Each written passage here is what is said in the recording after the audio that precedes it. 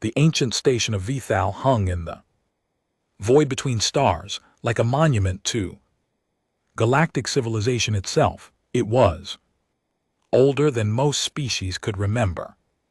Its halls had witnessed the rise and fall of empires. Its chambers had hosted treaties that shaped the fate of billions, and today, for the first time in 10,000 years, the elders had come to speak. Ambassador Kira Chen stood in the observer gallery above the main chamber, her hands clasped behind her back in a pose of patient attention. Below her, representatives from 400 species filled the curved rows of seats that faced the central speaking platform. The air buzzed with translation devices working overtime to convert hundreds of languages into something each delegate could understand.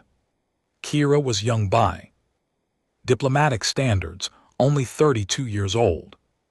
But she had been chosen for this posting because of her ability to watch and wait. Earth needed watchers now. Earth needed patience. The hegemony of Vard dominated the front rows as they always did. Their representatives were tall and broad, with gray skin that looked like stone and eyes that burned with a dull red light. They had ruled this sector of the galaxy for 3,000 years through simple brutality. What they wanted, they took. What resisted them, they crushed. The other species had learned to bow their heads and offer tribute rather than face extinction. Humanity had learned this lesson too in its own way. The chamber fell silent as the elder representative moved toward the speaking platform. The elders were strange to look upon. Their bodies seemed to shift and flow like smoke. Given form, their faces, if they could be called faces, held no expression that any other species could read. They were old beyond measure. They had existed when the first stars were young, and they almost never spoke to anyone. We have come to deliver a warning, the elder said. Its voice was like wind through dead leaves, dry and ancient, and somehow sad. We have watched the galaxy for longer than any of you can comprehend. We have seen patterns repeat across millions of years, and we see a pattern now that you must understand. The Var High Commander, a massive creature named Thra, shifted in his seat. With obvious impatience, his species had no respect for anything they could not kill or conquer, and the elders were beyond both. This made them irrelevant. In Var eyes, speak your warning, then. Thra growled, some of us have actual business to conduct. The elder turned its shifting gaze toward the Var commander. For a moment, something like pity seemed to pass across its formless features. The species called humanity. The elder said, you must act against them now while action is still possible. In 50 years it will be too late. In 100 years you will belong to them. Laughter rippled through the chamber. Not from every species, but from enough of them. The Var laughed loudest of all. Kira Chen did not laugh. She simply watched, her face carefully neutral, her hands still clasped behind her back. Humanity. Thrak rose from his seat, his stone-gray body towering over the delegates around him. You emerge from 10,000 years of silence to warn us about humanity, the soft little creatures who beg for scraps at our table, the species that surrenders before battles even begin. He gestured toward the observer gallery, toward Kira specifically. Every eye in the chamber turned to look at her. She met their gazes with a small, polite smile. Look at them, Thrak continued. They have no fleet worth mentioning. Their technology is primitive. They accept every treaty we offer them and thank us for. The privilege, they are servants not. Threats, useful servants perhaps, but servants nonetheless. The elder did not react to the mockery. It simply waited until the laughter died down before speaking again. You see what they show. You, the elder said, you do not see what they hide. We have searched the deep archives of cosmic history. We have found records of species like humanity. Before, species that were hunted and hurt and pushed to the edge of extinction, species that learned to survive by becoming invisible, by becoming useful, by making themselves so essential that destroying them would mean destroying yourself. Ridiculous. Thra said they are not essential, they are convenient. There is a difference. Is there? The elder's voice carried a weight of sadness that made several delegates shift uncomfortably in their seats. Tell me, Commander, when your flagship's life support failed last year, who repaired it? When the plague struck your outer colonies, who provided the cure? When your economy nearly collapsed from the grain shortage, who supplied the food that saved you? Thrax red eyes narrowed. Human workers and human suppliers, because they are cheap and they do not complain. This proves nothing except that they know their place. The elders seem to consider the word. Yes, they know their place very well, better than you know yours. The VAR commander took a threatening step toward the speaking platform, but other delegates held him back. Starting a fight with an elder would be foolish, even by our standards. You waste our time with riddles, Thrax said. If you have evidence, present it. If not, return to your silence and let those of us who matter conduct our business.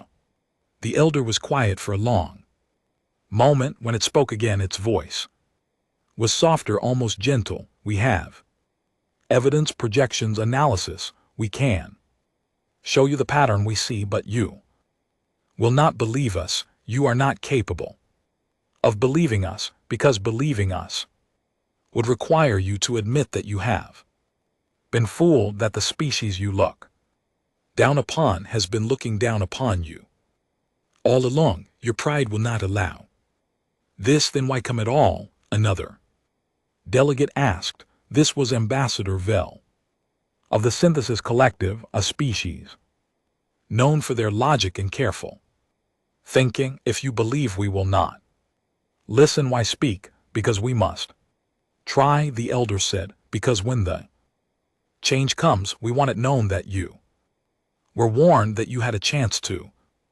stop it, that you chose not to. The elder moved toward the edge of the platform, its formless body flowing like dark water.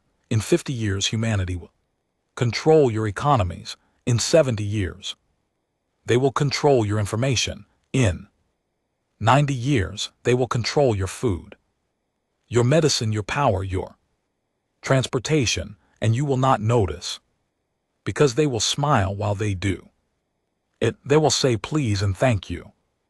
They will bow their heads and call you masters, and one day you will wake up and realize that you cannot eat without their permission. You cannot travel without their approval. You cannot live without their mercy. Thrak laughed again, but this time the sound was forced. And then what? They will demand tribute. They will make war. With what army? With what weapons? They will not need weapons. The elder said. They will simply stop. They will stop feeding you. They will stop healing you. They will stop keeping your worlds running, and you will discover that you have forgotten how to do these things for yourselves. You will discover that you gave them control because it was easier than maintaining it yourselves. You will discover that your empires are hollow shells that humanity has been holding up from the inside. The chamber was Silent now, the laughter had died even. Thrax seemed uncertain, though his pride would never let him show it. You mistake patience for weakness, the elder said. You mistake observation for ignorance. You mistake service for submission. Humanity has been watching you, learning. You understanding every weakness, every fear, every need. And by the time you understand what they are, you'll already belong to them. The elder began to withdraw from the platform, its form fading at the edges like smoke, dispersing in wind. We have delivered our warning. We have done what we came to do. What happens now is your choice. But remember, when the day comes that you were told that you could have stopped it, that you chose to laugh instead, and then the elder was gone, vanished as if it had never been there at all. Dots.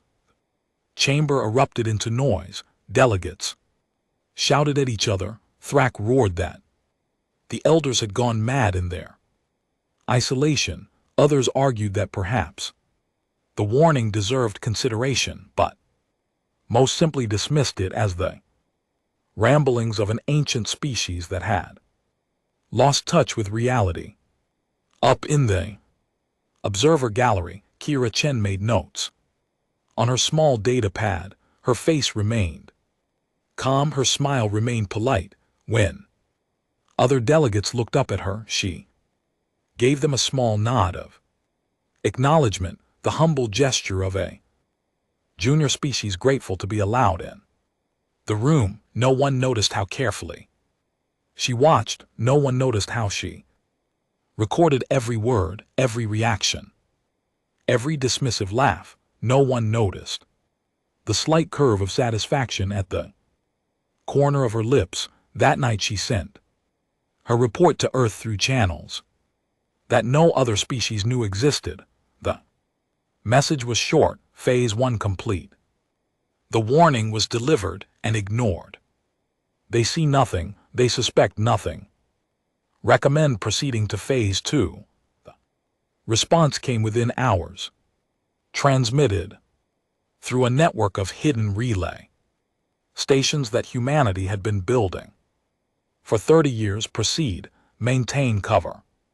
Continue observation. The pattern continues. Kira read the message, deleted it, and returned to her quarters to sleep. Tomorrow she would attend more council sessions. She would smile politely at species that looked down on her. She would accept insults with grace and unfair treaties with gratitude. She would play the role that humanity had chosen for itself, the patient servant, the invisible helper. The species too weak to matter and too useful to destroy. It was a good role. It was a safe role, and it was a lie so perfect that 50 years passed like water flowing downhill, slow at first, then faster, then impossible to stop. Commander Drexel of the VAR Intelligence Division said in his office on the military station above the VAR home world, staring at reports that made no sense. He had spent his entire career studying threats to the hegemony. He had analyzed enemy fleets, predicted invasions, and helped plan the conquest of 17 species. He was very good at his job, and yet he had missed something obvious, something that had been growing right in front of him for half a century. The report spread across his desk told a story that should have been impossible. Human workers now operated in every major shipyard in hegemony space. Human engineers maintained the power grids on 47 VAR worlds. Human doctors staffed medical facilities across the empire because they were cheaper than VAR doctors and never complained about long hours. This was not concerning by itself. Servant species were meant to do the work that VAR warriors found beneath them. This was the natural order of things, but the pattern went deeper. Much deeper, Drexel picked up one report. And read it again, human financial. Institutions now held debt from 63 species across council space. They offered better interest rates than anyone else. They were always willing to extend credit when other lenders refused. They never demanded harsh terms or seized assets when payments were late. They were helpful, generous. Patient duck to patient, he picked up another report. Human merchant ships traveled routes that no one else used, connecting systems that had been isolated for centuries. These ships were faster than their specifications suggested they should be. When VAR patrol vessels tried to skin them, they scans somehow always failed or returned incomplete data, technical difficulties. The human captains would explain with apologetic smiles, "Our equipment is not very advanced, we are still learning." Another report, human cultural. Ambassadors had established schools and hospitals on hundreds of worlds. They learned every language they encountered. They studied every custom. They made friends with young politicians who later rose to positions of power. They remembered birthdays and anniversaries. They sent gifts on holidays that other species had forgotten. They celebrated, and no other species had bothered to learn a single human language. No one had studied human customs. No one had cared enough to try. Drexel felt something cold settle in his stomach. It was a feeling he had not experienced in decades. It was fear. He activated his communication terminal and contacted Agent Velash of the Synthesis Collective. The collective was known for their cold logic, their ability to see patterns that emotional species missed. If anyone could confirm or deny his suspicions, it was them. Valen appeared on the screen, her crystalline features glowing with soft internal light. "Commander Drexel, this is unexpected. What can the collective do for the hegemony? I need your analysis," Drexel said. "The humans, have you noticed anything unusual about their expansion?" Velash was silent for a moment. When she spoke, her voice was careful. "We have noticed, we have been noticing for 20 years, but whenever we raise concerns in council, we are dismissed. The hegemony leads the dismissal." Usually Drexel closed his eyes. 20 years. He had been blind for 20 years. "Tell me what you see," he said. Velash pulled up a display that appeared on Drexel's screen. It showed a map of council space with lines connecting different systems: human trade routes, human financial connections, human medical networks, human educational programs. The lines crisscross the galaxy like a web. 17 critical supply chains depend on human participation. Velash said if humans stopped working tomorrow, those supply chains would collapse within a month. 300 billion beings would face food shortages. 40 major medical systems would lose access to essential medicines. Power generation on over 100 worlds would become unstable. That cannot be right. Drexel said they are just workers. They can be replaced. They cannot be replaced. Velash said we analyze this possibility. The humans have made themselves experts in systems that no one else understands anymore. They maintain equipment that they designed. They run processes that they created. They hold knowledge that exists nowhere else. Replacing them would take decades, and during those decades, civilizations would fall. Drexel stared at the web of lines on his screen. It looked like a trap. It looked like a net that had been carefully, patiently woven Around the entire galaxy. Why did no one see this? He asked. Because they wanted us not to see it, Velash said. They have been very careful. They never take important positions. They never hold official power. They are always assistant helpers, workers. They smile and bow and say please and thank you. They never threaten anyone. They never demand anything. They just make themselves useful, more useful every year until now when they are essential. Drexel thought about the Elder's warning 50 years ago. He had laughed at it. Everyone had laughed at it. The idea that the weak little humans could pose any threat to the mighty Vargamani, it seemed absurd. It did not seem absurd anymore. There is more. Velash said, I have been investigating human intelligence operations. They are very good at hiding but not perfect.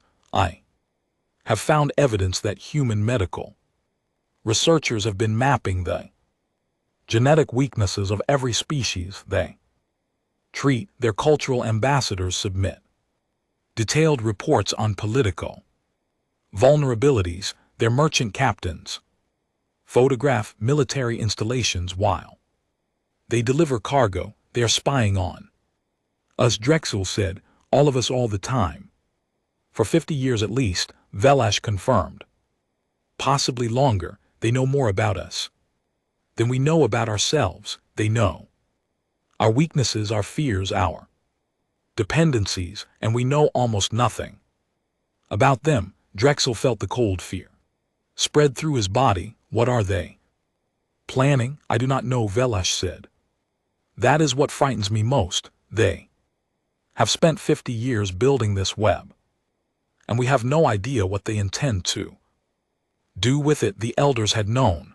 The elders had tried to warn them, and they had laughed. Drexel ended the call and sat in the darkness of his office for a long time. He thought about all the human workers on VAR stations, all the human doctors in VAR hospitals, all the human engineers keeping VAR ships flying, and VAR's cities lit. He thought about how easy it would be for them to stop, how quickly everything would fall apart if they simply walked away, and he thought about the reports he had dismissed over the years, reports of human ships that were too fast, human technology that was too advanced, human coordination that was too perfect for a primitive species.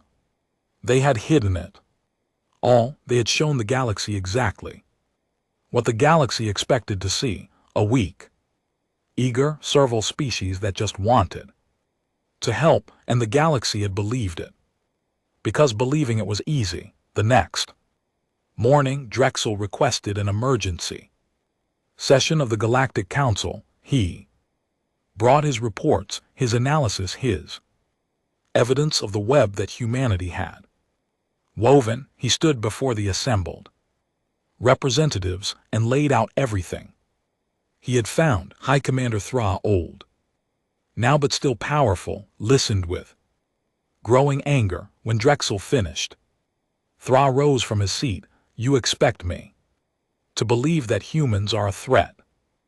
Thrak demanded. Humans, the species that cleans our floors and tends our wounded. This is paranoid fantasy. Look at the evidence, Drexel said. Look at the pattern. They control our supply chains. They maintain our infrastructure. They hold our debt. If they wanted to destroy us, they would not need a single weapon. They are servants, Thrak said. Servants do not threaten masters. This is the natural order of things. The natural order of things has changed, Drexel said. While we were not looking, while we were too proud to pay attention, they changed it. The elders warned us 50 years ago. We laughed at them. We were wrong. As if Clear's throat, summoned by the mention of their name, an elder appeared in the chamber. It materialized on the speaking Platform, its formless body shifting and flowing like dark water. You begin to see, the elder said, 50 years late, but you begin to see. Thra turned on the elder with fury in his red eyes. You knew this would happen. You could have stopped it. We could not have stopped it, the elder said. We tried to warn you, and you would not listen.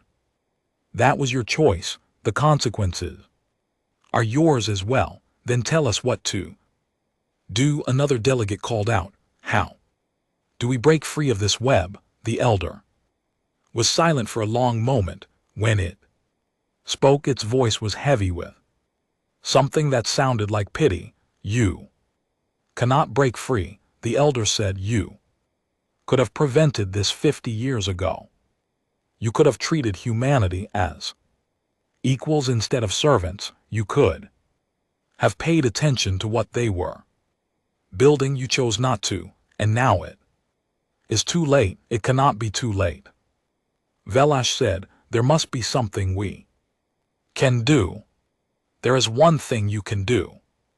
The elder said, you can hope that when humanity finally reveals itself, they choose to be merciful. You can hope that the species you kicked and mocked and exploited for a century has better nature than you showed them. The elder began to fade, its form dissolving at the edges, but I would not count on it. The elder said, humanity has been very patient, and patient species tend to have long memories. Then the elder was gone, and the council chamber erupted into chaos, but deep in human space, in the hidden chambers beneath Earth's surface, the Defense Council watched the chaos unfold on their screens. Bive colony, world of New Harmony, had been humanity's first major settlement. Outside the solar system, 3 million people lived there, farming the rich soil, building cities, raising families. It was a peaceful world, far from the politics and tensions of council space. The colonists wanted nothing except to live their lives in quiet prosperity. The Vargamani chose this world to make an example. High Commander Thra had grown old, but his rage had not diminished. The reports from the council meeting, the evidence of human infiltration, the warnings from the elders, all of it had wounded his pride in ways he could not accept. Someone had to pay, someone had to be punished, and the humans had made themselves the perfect target. The VAR fleet arrived at New Harmony without warning, 50 warships, each one carrying enough firepower to reduce a continent to glass. The colony's defenses were minimal, a few patrol vessels, some ground-based weapons that could barely scratch VAR armor. It was not a battle. It was not even a slaughter. It was a message: surrender your world. Thra broadcast to the colony, submit to hegemony rule. Your people will be relocated to labor camps where they will serve the VAR for the rest of their lives. This is the price of your species. Arrogance. Admiral Chen received the transmission on Earth within minutes, relayed through the hidden network that humanity had built over decades. She watched the VAR fleet positioning itself around New Harmony. She watched the colonists scrambling to evacuate, knowing they could never escape in time. Her clears throat. Advisors waited for her orders. They expected fury.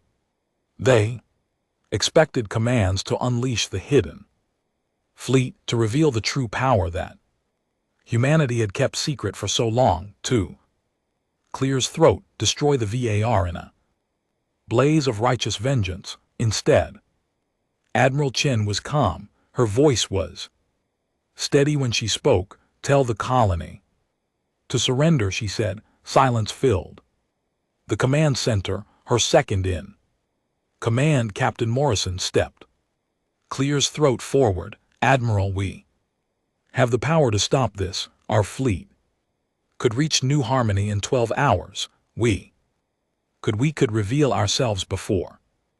We are ready. Admiral Chen said we could win a battle and lose the war. No, the colony will surrender. We will evacuate everyone we can, and then we will let the VAR have their victory. 3 million people, Morrison said. You are asking them to become slaves. I am asking them to trust the plan, Admiral Chen said. The same plan that has guided us for a century, the same patience that has brought us to this moment. We are not ready yet, but soon, very soon. She turned to face her officers, and her eyes were hard as stone. Send the evacuation order. Every ship we have in that sector is to reach New Harmony and take off as many civilians as possible. Women and children first, then elderly, then everyone else. The VAR want the planet. They can have the planet, but they will not have our people, not all of them. The evacuation was chaos. Humanity had prepared for moments like this. Hidden transport ships waiting in nearby systems, ready to respond to emergencies, but there was not enough time to save everyone. When the deadline passed and the last human ship fled into hyperspace, 800,000 colonists remained on New Harmony. They did not fight. They had no weapons that could hurt the VAR. Instead, they stood in their cities and their farms, watching the enemy ships descend from the sky, and they waited for whatever would come next. Thrak was disappointed by the lack of resistance. He had wanted a battle, something he could point to as proof of our superiority. Instead, he got empty streets and silent buildings and humans who looked at him with eyes that held no fear. That was strange. He thought they should be afraid. Everyone was afraid of the VAR, but these humans simply watched, waited as if they knew something he did not. The news of New Harmony's fall spread across the galaxy. Within hours, the other species watched with a mixture of horror and satisfaction. Horror at the brutality of the VAR attack, satisfaction that someone was finally putting the uppity humans in their place. The council convened an emergency session to discuss the situation. Some delegates called for sanctions against the hegemony. Others argued that the VAR had acted within their rights, that New Harmony was in disputed territory and humanity had no legal claim to it. No one expected what happened next. On every VAR world, in every VAR city, on every VAR station, the human workers simply stopped working. They did not protest. They did not make demands. They did not speak at all. They just stopped. Engineers walked away from power plants. Doctors walked out of hospitals. Pilots left their ships docked. Farmers left their fields. Mechanics left their tools. Within 24 hours, the Vargemony began to collapse. Power grids failed on 17 worlds. Hospitals ran out of critical medicines because no one knew how to operate the human-designed distribution systems. Food processing plants ground to a halt because the human workers were the only ones who understood the equipment. And it was not just the VAR. Across council space, in every nation that had celebrated New Harmony's fall, human workers stopped working. The collective lost access to their information networks. The trade alliance watched their financial systems freeze. The unified republics discovered that their entire transportation grid depended on human navigators who had suddenly vanished. Panic spread faster than any plague. Species that had looked down on Humanity for a century suddenly realized how completely they had come to depend on the servile little creatures they had treated like dirt. Commander Drexel had warned them, the elders had warned them. No one had listened, now they were listening, now they had no choice. The council convened again, but this time there was no satisfaction, no arguments about legal rights, there was only fear. What do they want? The Trade Alliance representative demanded. What are their terms? We will give them anything. They have not made any demands. Velines of the collective reported. They have not spoken at all. They simply stopped working and withdrew to their own territories. Then how do we fix this? Someone else asked. How do we make them come back? Before anyone could answer, the screens in the council chamber flickered. Every display, every communication device, every holographic projector suddenly showed the same image, a human woman in a dark uniform. Her face calm, her eyes cold. I am Admiral Chen of Earth's Defense Council, she said. You have taken one of our worlds.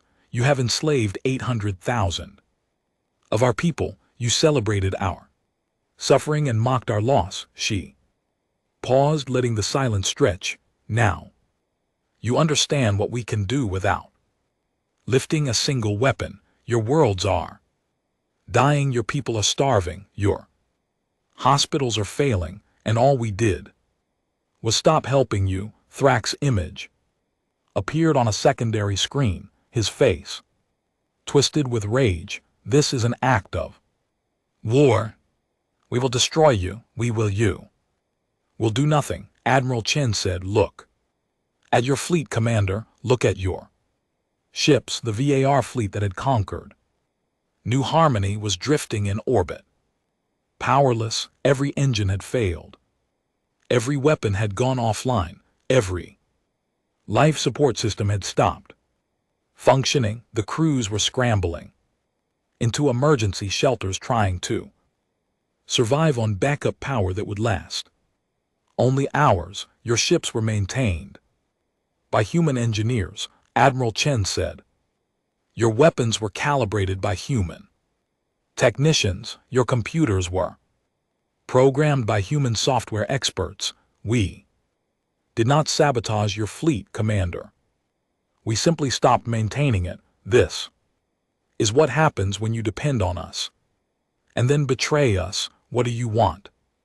Velesh asked, her voice steady despite the fear that must be coursing through her crystalline body. Name your terms. We will discuss them. Admiral Chen's expression did not change. Our terms are simple. You will release every human prisoner on New Harmony. You will pay reparations for the damage you caused. You will recognize human sovereignty over our claimed territories, and you will never ever attack our people again.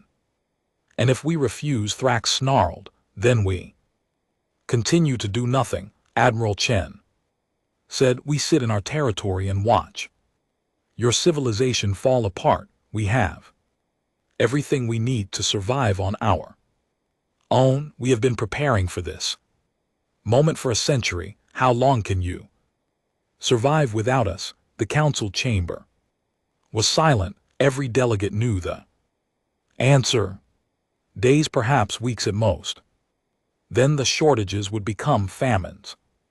The system failures would become catastrophes. The hegemony and the collective and the alliance and all the rest would tear themselves apart, fighting over scraps. You are bluffing, Thra said, but his voice had lost its confidence. You would not let billions die. Admiral Chen's eyes hardened. You killed our people on New Harmony. You enslaved our citizens. You laughed at our suffering. Why should we care about your people when you showed such contempt for ours? She leaned forward, and her voice dropped to something almost like a whisper. You made us into This, you taught us that the galaxy only respects strength, that mercy is weakness, that the strong take what they want and the weak suffer.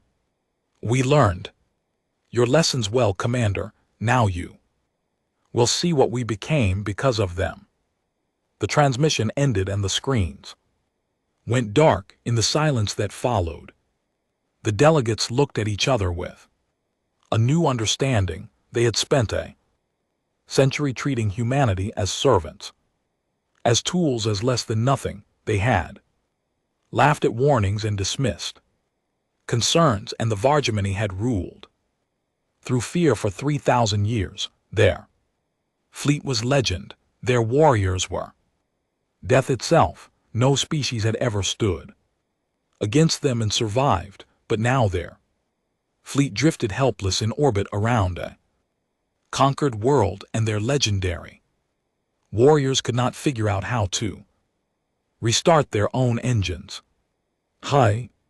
Commander Thras stood on the bridge of his flagship, watching his officers try and fail to restore power. The human engineers who maintained these systems had made everything look so easy. Press a few buttons, run a few diagnostics, and everything worked perfectly. Now, those humans were gone, and the VAR discovered that they had no idea how their own ships actually functioned. We have emergency power for another 6 hours, his second in command reported. After that, life support fails. The crew will begin dying within an hour of that. Thrax slammed his fist against the nearest console, cracking the display. Then figure out how to fix it. We are VAR. We conquered half the galaxy. We will not be defeated by our own machinery, but they would be. Thra knew it. His officers knew it. The entire crew knew it.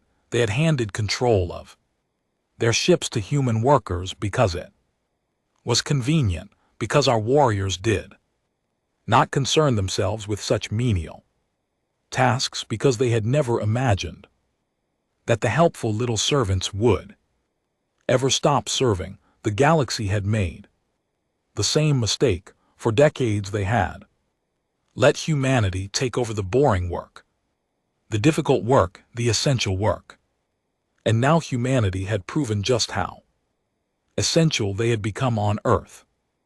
Admiral Chen watched the VAR fleet dying and felt something unexpected stir in her chest. It was not satisfaction. It was not triumph. It was something closer to sadness. They have 6 hours before life support fails. Captain Morrison reported 3,000 of our crew members will die. Do we let that happen?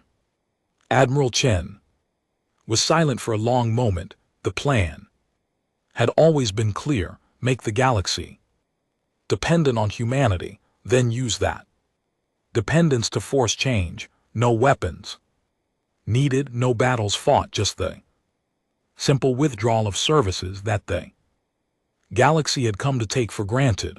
But the plan had never included letting thousands die to prove a point. Prepare a rescue mission. Admiral Chen said, we will evacuate the VAR crews before their ships fail. Morrison stared at her.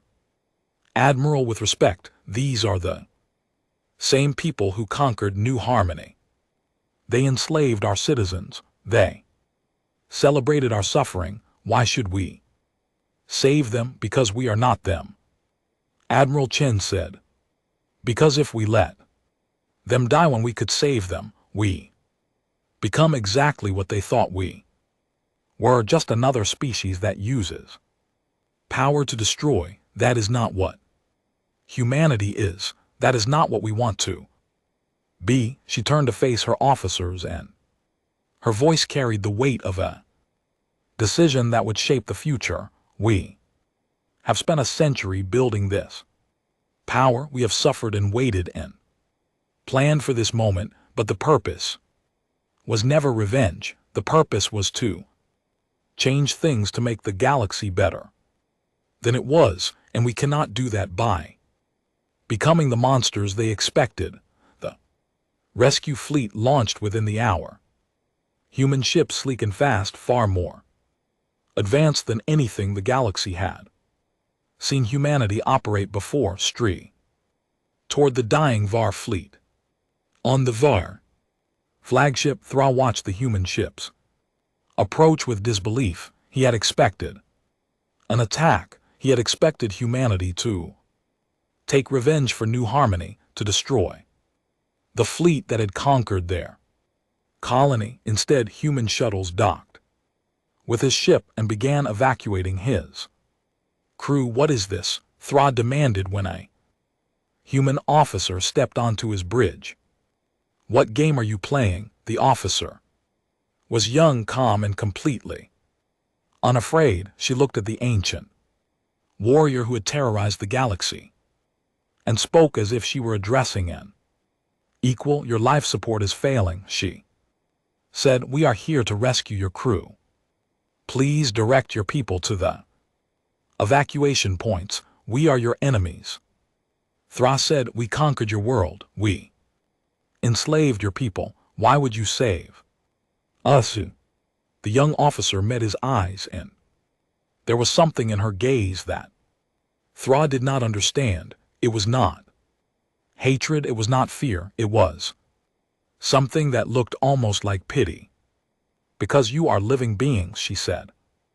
Because letting you die when we could save you would make us no better than you. Because we have spent a century learning how to be strong and true. Strength is not about destruction, it is about choosing mercy when you have the power to choose death. Thrak had no response to this. In 3,000 years of VAR history, no one had ever shown mercy to a defeated enemy. It was not the VAR way, it was not the way of the galaxy. But humanity was not the galaxy. They were something new, something the old powers had not anticipated. The evacuation took for hours. Every VAR crew member was transported to human stations, fed, treated for injuries, and given comfortable quarters. They were not prisoners, they were not slaves. They were guests, treated with a dignity that the VAR had never shown to anyone. And while this was happening, Admiral Chen made a second decision. Status of the civilians on New Harmony, she asked. The VAR have them in holding facilities. Morrison reported 800,000 people. They were beginning to process them for transport to labor camps when the crisis started. That has been suspended, but they are still prisoners. And the VA home world, Morrison checked his displays, still in chaos. Power outages across half the planet, medical systems failing, food distribution has collapsed, civilian casualties are mounting. Admiral Chen nodded slowly. How many of our civilians are in danger? Millions, perhaps tens of millions. If the situation continues, the Council would expect humanity to let them suffer, to use the VAR civilians as leverage, as hostages, as bargaining chips in the negotiations to come. That was how the game was played in this galaxy. That was how power worked, but that was not how humanity would play it. Launch the humanitarian fleet, Admiral Chen ordered. Every medical ship we have, every food transport, every emergency response vessel, send them to the VAR home world. Morrison looked like he wanted to argue but did not. He simply nodded and relayed the orders. Within 6 hours, human ships began arriving at the VAR home world.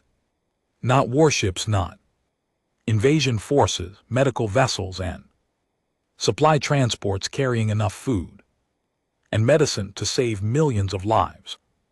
The VAR defense forces tried to stop them, but their weapons would not fire.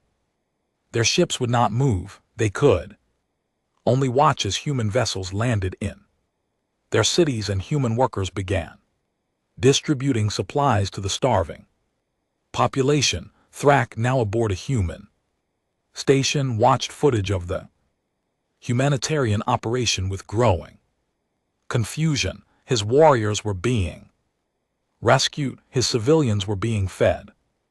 His home world was being saved from the disaster that his own arrogance had caused. I do not understand, he said to the human officer who had evacuated his crew. You have us completely at your mercy. You could demand anything. We would have to give it to you. Why are you helping us instead? The officer sat down across from him, and her expression was patient, almost gentle. Commander, do you know why we spent a century making ourselves essential to the galaxy? To conquer us, Thrax said. To take revenge for the way we treated you. No, the officer said, we did it because it was the only way you would listen. We tried diplomacy. We tried reasoning with you. We tried explaining that we wanted to be partners, not servants, but you would not hear us. You saw only what you expected to see, a weak species that existed to serve the strong. She leaned forward and her voice dropped. We are not weak, Commander. We never were, but we understood that if we showed our strength too early, you would destroy us before we could make a difference. So we waited. We built our power in secret. We made ourselves so essential that you could not survive without us. And then, when we finally had the leverage to make you listen, we used it to destroy us. Thra said. No, the officer repeated. To change you, to show you that there is another way. That strength does not have to mean cruelty. That power does not have to mean oppression. That the strong can choose to lift up the weak instead of crushing them. She gestured at the screens showing human ships distributing food to our civilians.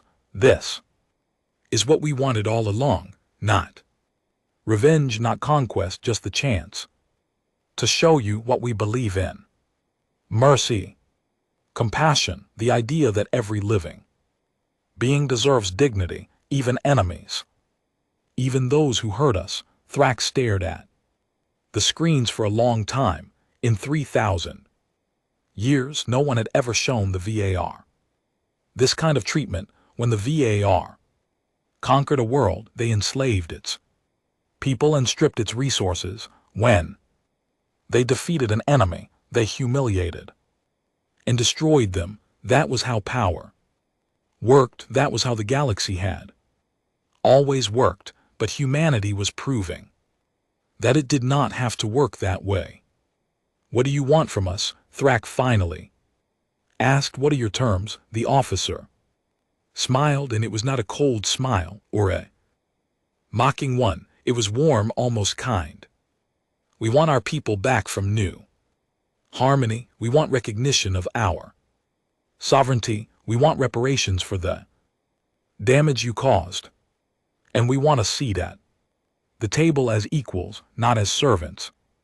That is all, the officer confirmed. Accept these terms and we will restore all services to the hegemony. We will help you rebuild. We will teach you how to maintain your own system so you are never this dependent on anyone again. We do not want to rule you, Commander. We just want you to treat us with respect. Thrak was silent for a long moment, then slowly he nodded. You have 10 years had passed since the VAR crisis and the galaxy was unrecognizable. Former Commander Drexel, now Ambassador Drexel, walked through the halls of the new council station. It was smaller than the ancient Vthal, less grand and imposing, but it felt different in ways that went beyond architecture. The species who gathered here no longer sat in rigid hierarchies, with the powerful in front and the weak In back, they sat together mixed in, mingled speaking as equals. Humanity had not conquered the galaxy, they had transformed it. Drexel's job now was to serve as liaison between the reformed VAR Collective and the Human Alliance. It was strange work for a former intelligence officer, but strange had become normal. Everything was strange. Now he passed a group of young VAR cadets learning human languages from a patient teacher. Nearby, human engineers worked alongside collective technicians, sharing knowledge that had once been closely guarded. In the medical wing, doctors from a dozen species collaborated on treatments that would have been impossible in the old days of suspicion and hoarding. This was humanity's vision made real, not an empire ruled by force, but a community bound by mutual benefit and shared purpose. Drexel still remembered the day 10 years ago when he had finally understood what humanity was really doing. He had stood in the council chamber watching human ships rescue VAR civilians instead of letting them die. And something had shifted inside him.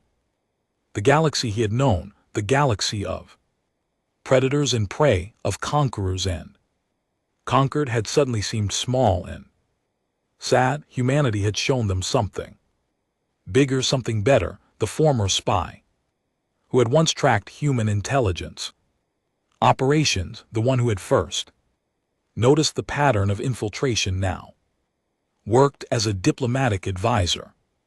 Her name was Vel, and she had become one of humanity's strongest advocates. "You seem thoughtful today," she said, falling into step beside Drexel as he walked. "Memory troubling you?" "Not troubling," Drexel said, "just wondering.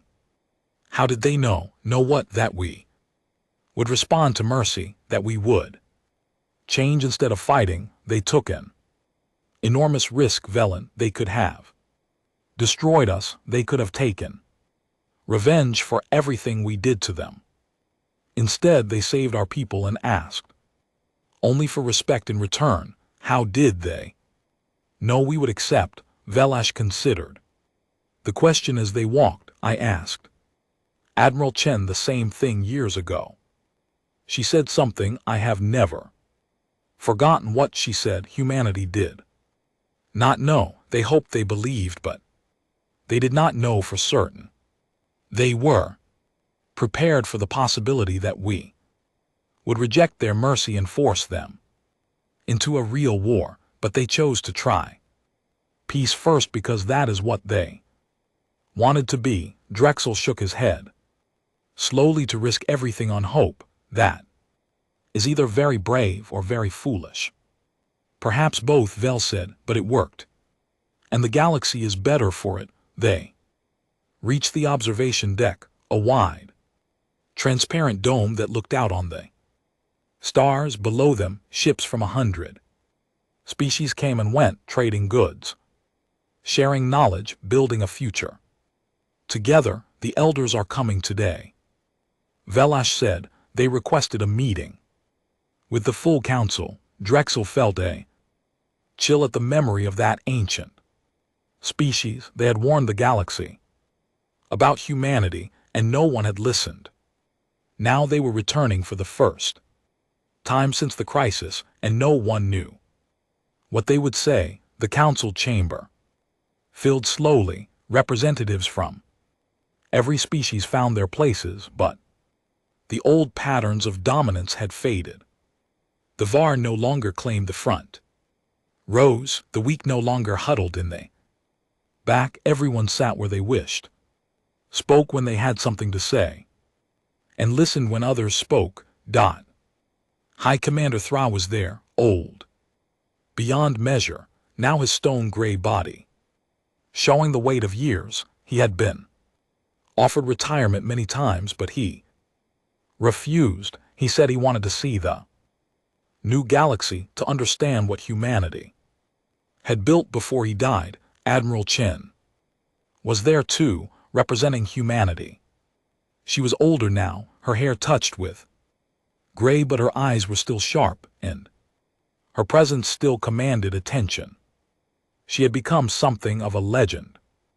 Across the galaxy, the woman who could have destroyed them all and chose compassion instead, the elder appeared. On the speaking platform, its formless body shifting like dark smoke. Chamber fell silent. 10 years ago, the elder began. We stood in this chamber and warned you about humanity. We told you that you were too late to stop them. We told you that by the time you understood what they were, you would already belong to them. The elder paused, and something like a smile seemed to pass across its shifting features. We were right and we were wrong. The delegate stirred, uncertain what to make of this. We were right that you could not stop humanity, the elder continued. We were right that they had made themselves essential to your survival. We were right that your arrogance had blinded you to the trap. They were building. Another pause.